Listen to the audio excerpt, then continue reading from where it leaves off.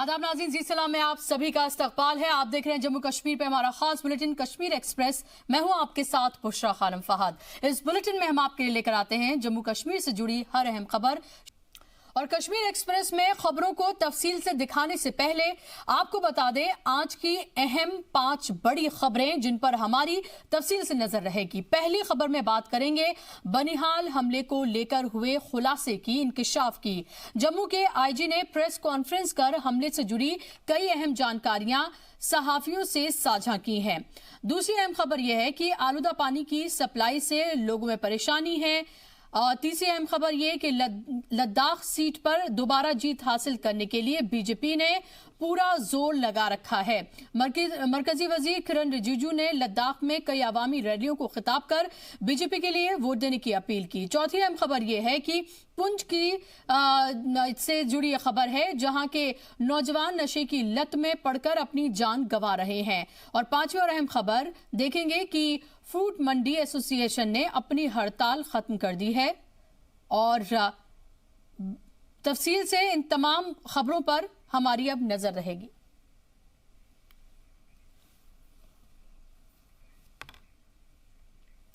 बनिहाल में CRPF convoy पर हमले की साजिश का इंकिशाफ हो गया है। इसे लेकर जम्मू के आईजीपी एमके सिन्हा ने प्रेस कॉन्फ्रेंस कर तफसीली जानकारी दी।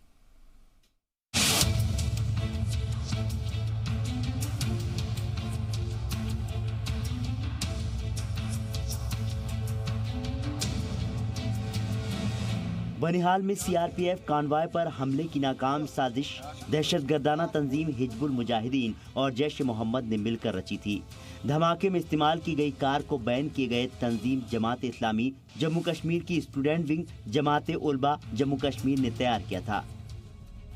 जम्मू पुलिस ने इस हमले की प्लानिंग के मॉड्यूल का पर्दाफाश कर दिया।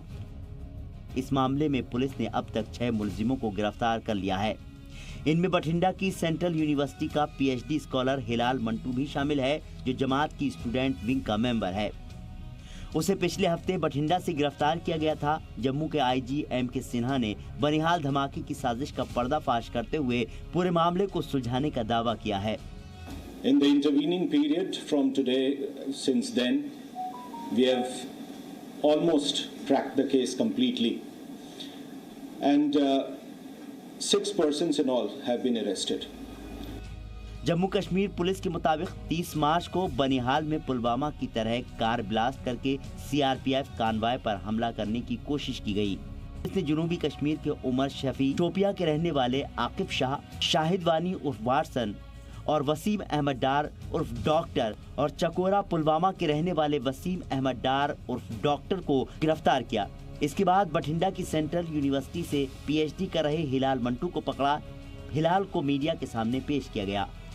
Person whom we arrested from Central University Bhatinda in Punjab, who is a PhD student doing some research on anxiety amongst students, Hilal Ahmad Mantu. Hilal Mantu is an active rukun of Jamaatul Tulba, which is the student wing of Jamaat-e-Islami. IG Sinha ने इंकशाफ करते हुए ये भी जानकारी दी कि उनकी पूछताछ से पता चला है कि जमात-ए-इस्लामी जम्मू कश्मीर बड़े पैमाने पर जिहाद के लिए नौजवानों को बरगलाने में लगा हुआ है। उन्होंने कहा कि एनआईए इस पर आगे की जांच कर रही है। ब्यूरो रिपोर्ट, जी मीडिया। आईजीएमके सिन्हा के मुताबिक इस हमले की साजिश रियाज नाइकू ने रची थी। पूरी साजिश के लिए ऐसे दहशतगर्दों को चुना गया जिनके खिलाफ कोई एफआईआर दर्ज नहीं है।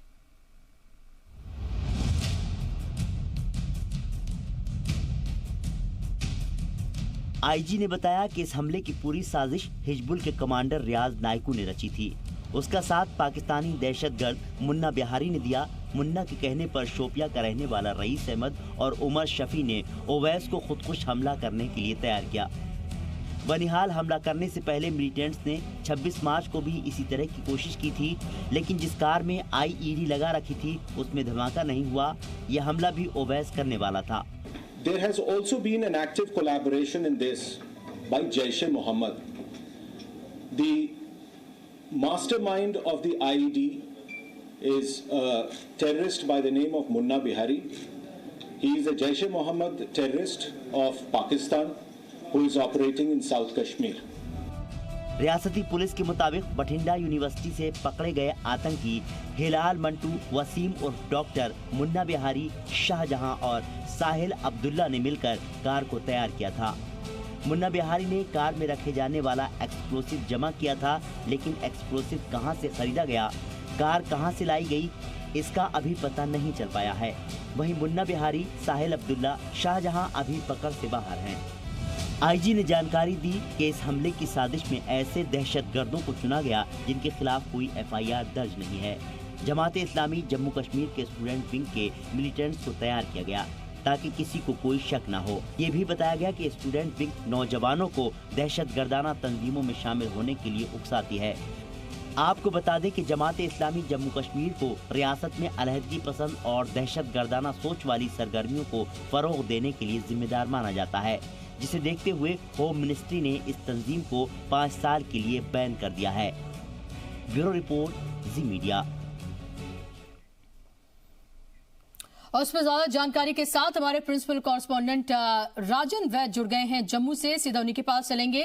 राजन, अब इस इंकिशाफ के बाद क्या लगता है कि आगे और कितनी और कड़ियां हैं जिनका खुलना बाकी, और क्या आपको लग रहा है कि आगे और इसी से जुड़ी गिरफ्तारियां हो सकती हैं?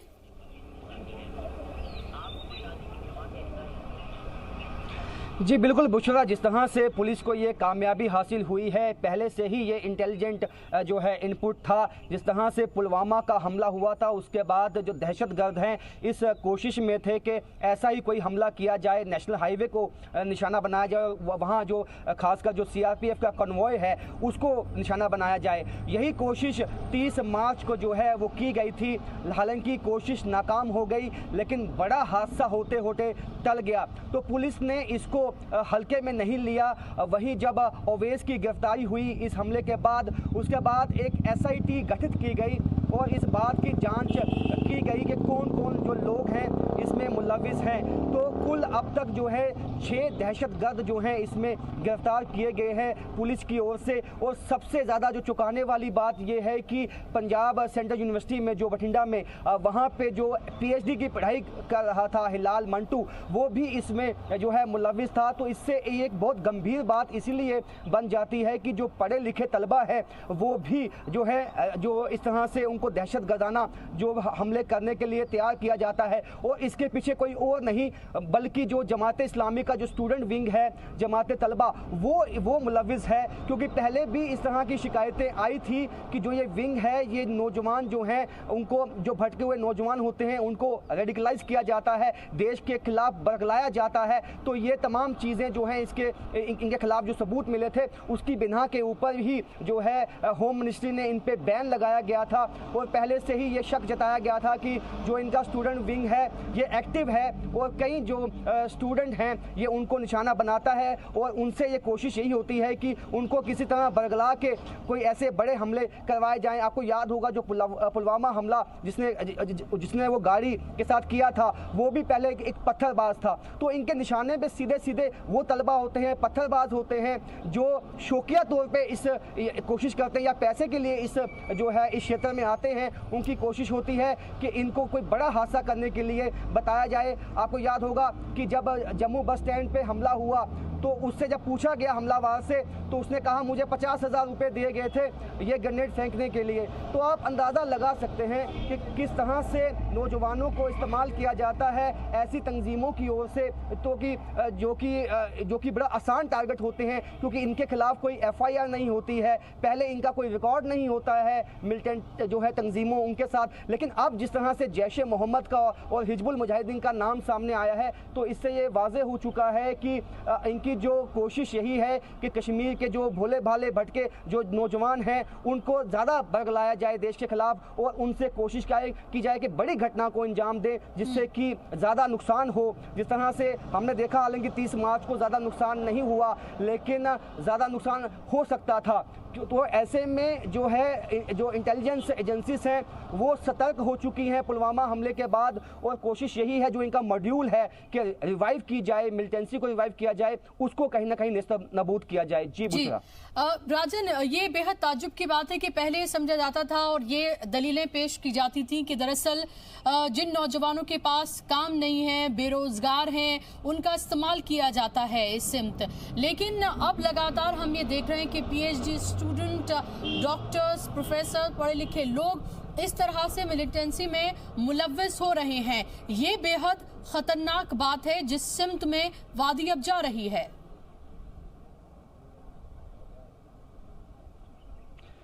जी बिल्कुल बुशरा, आपने बिल्कुल सही कहा। देखिए पहले से ही जो है पुलिस का जो महकमा है, चाहे वो सेना है, ये वाजे कर चुकी है कि सोशल मीडिया का इसमें एक अहम योगदान है, क्योंकि खासकर जो पढ़े लिखे नौजवान होते हैं वो डिजिटल जो है जितनी भी चीज़ें हैं, गैजेट्स हैं, उनसे वो अच्छी तरह वाकिफ़ होते हैं।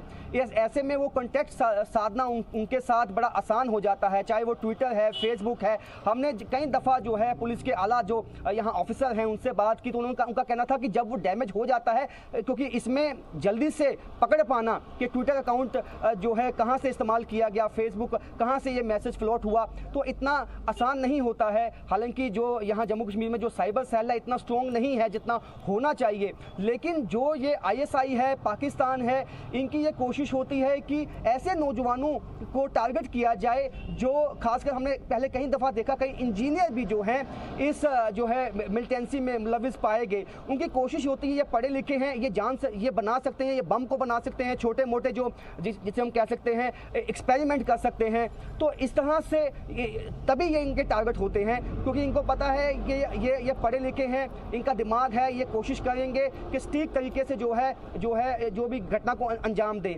तो ये भी एक कारण है। तो लेकिन सोशल मीडिया का जो इसमें रोल है वो बहुत अहम है। हालांकि यहाँ का जो साइबर सेल है उसको मजबूती उसमें लानी होगी, क्योंकि नुकसान हो जाता है तब जो ये लकीर पीटते हैं और ये बोलते हैं कि हमने घटना के कई दिनों के बाद इसका खुलासा होता है। 30 मार्च की ये घटना है, लगभग 1 महीना लग गया इस केस को सॉल्व करने में। अब लेकिन इससे फ़ायदा ये होगा कि जो जमात तलबा जिसका नाम आया है इसके बीच में, वो उन पर ये इल्ज़ाम भी लगाया गया है कि उन्होंने कई ऐसे नौजवानों को भटकाया है और कई नौजवानों के ये संपर्क में भी हैं। तो पुलिस की कोशिश यही होगी जो भी इसमें अगर कोई नौजवान इसमें मुलविस होने जा रहा है उसको रोका जा सके। तो कई बार हमने देखा माँ बाप ने भी जो है कई बार विनती की, अपने बच्चों को अपील की, कई बच्चे वापस भी आए। तो ये तमाम तरह की चीज़ें हैं कि इनको रेडिकलाइज इस तरह से किया जाता है, इनको टेप्स दिखाए जाते हैं, वीडियो दिखाए जाते हैं भारत के खिलाफ, और इनको तैयार किया जाता है कोई बड़ा हमला करने के लिए। जी बुशरा। जी राजन, क्या ऐसी भी कोई कोशिश की जा सकती है पुलिस की तरफ से, सिक्योरिटी फोर्सेस की तरफ से, कि अगर जमात तलबा के जो लोग हैं और जिन नौजवानों को उसमें शामिल किया जा रहा है, अगर वो रास्ता छोड़कर वापस आना चाहते हैं, तो क्या इसको लेकर भी कोई मैसेज, क्योंकि जाहिर सी बात है कि नाम से ही ये पूरी तौर पर वाज़े होता है कि इसमें जो पढ़े लिखे नौजवान हैं, जो तलबा हैं, उनको शामिल करने की कोशिश की जाएगी। एक तरह का एक स्टूडेंट विंग बनाने की कोशिश की जा रही है।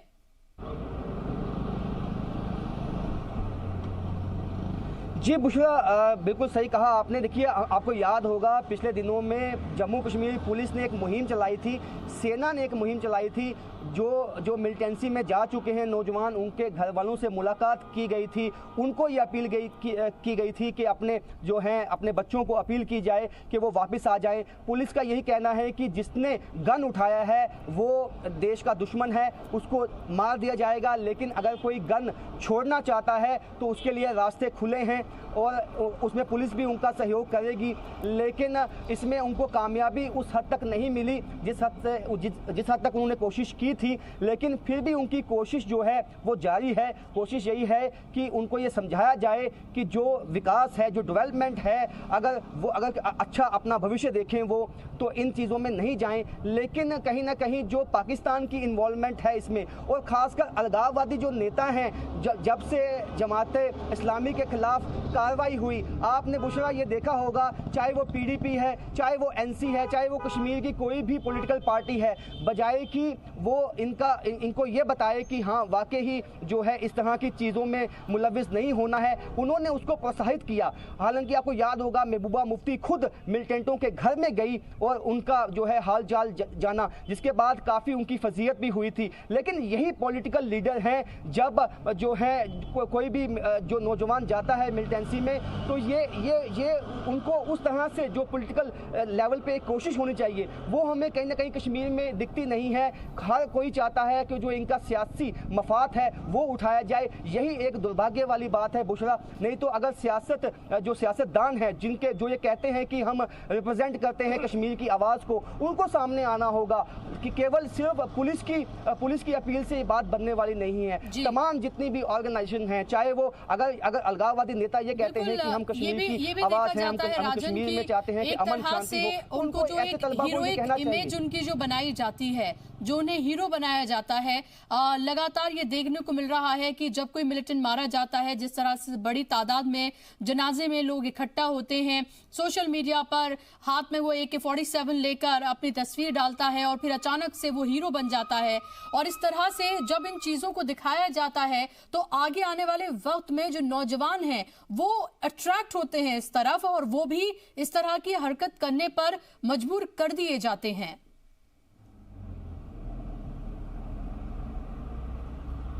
बिल्कुल, हमने याद होगा आपको 2010 के बाद मिलिटेंसी की जो तस्वीर है कश्मीर घाटी में बदल गई।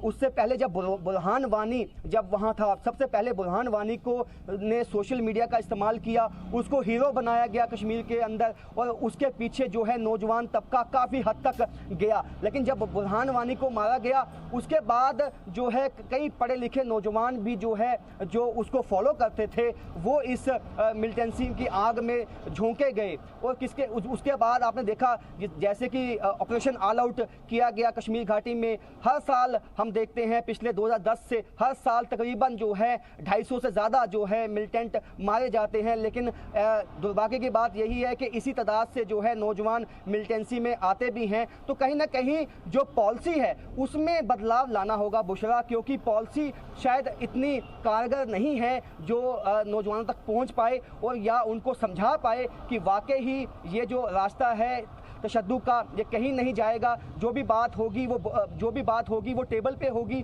और उससे ही कोई हल निकलेगा। हमने कई देशों में देखा है कि कहीं भी तशद्दुद से कोई हल नहीं निकला है। तो ये बात जब सत्यपाल मलिक यहाँ गवर्नर आए, उन्होंने भी यही बात कही कि ऐसे कई देश हैं जहाँ पर सालों तक तशद्दुद चला लेकिन कोई हल नहीं निकला। अगर हल निकलेगा तो बातचीत से निकलेगा। कहीं ना कहीं ये बात लोगों तक, नौजवानों तक पहुँचानी होगी, तभी कोई बदलाव आ सकता है। जी राजन, बहुत शुक्रिया आपका तमाम जानकारी के लिए। और जब कोई बंदूक उठाता है तो उसे बखूबी ये पता होता है कि इसका नतीजा मौत ही होने जा रहा है, लेकिन उसके बावजूद भी वो बंदूक उठाता है। और खासतौर पर पढ़े लिखे नौजवान जिस तरह से इस तरफ रागिब हो रहे हैं वो जाहिर सी बात है कि बेचैन करने वाला है। फिलहाल रुक रहे एक छोटे से ब्रेक के लिए।